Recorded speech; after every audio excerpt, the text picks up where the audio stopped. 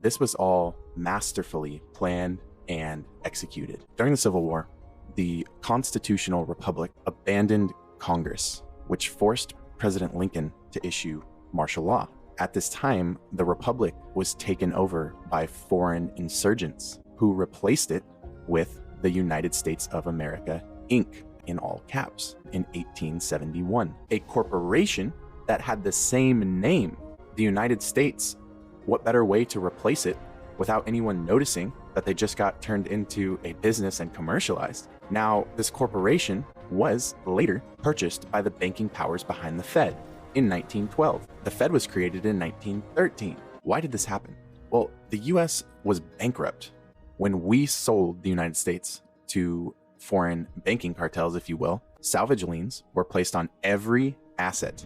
Check this out, including the people of the new federalized states. Now let's fast forward to 1933. An income tax was placed on the people to pay these foreign bankers who own the IMF, which owns the IRS. Look into what the IRS actually is. Who is the IMF owned by? You got to follow the money. Who funds it? It's the same people that own the United States Inc. Same few families, and they're not American. So when I say foreign insurgents, that's what I mean. So 1933, USA Inc. goes bankrupt. An income tax is placed on its people.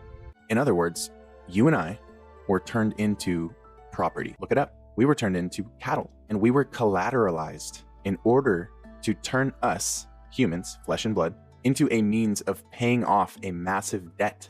But the problem is that while you are technically a person, you've entered into contracts that you're completely unaware of, such as your birth certificate, social security number, etc., that are all saying, I consent to being collateralized. You're living as property, as opposed to living as a blood and flesh natural being. On paper, you are property. You are a corporation right now. You might be hearing this and thinking, we're fucked. We're property? Are you kidding me? And that's true. And property doesn't have rights. But here is both the blessing and the curse. There are multiple of you. Just like there's multiple United States of Americas. Sleight of hand, remember? What hat do they want to wear? There are multiple of you. The insane irony in all of this is the fact that they are actually now liable for all of your alleged obligations, aka debts. That's what a debt means. You can play a wrong move in chess and still win the game. And commerce is chess. Their greatest attempt to set us back actually is their greatest weakness.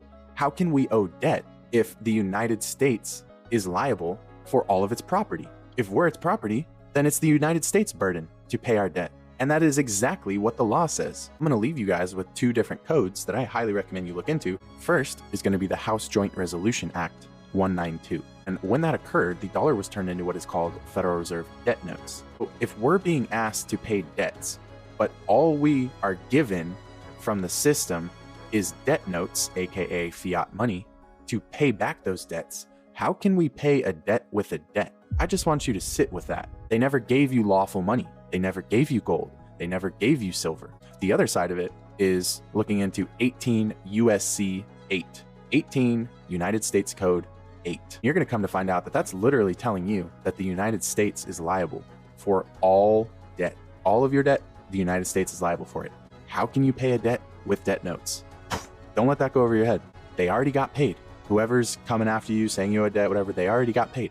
Why would you be paying it twice? Common law, a completely different, higher level set of law that comes from God, the Creator, is for a natural blood and flesh man.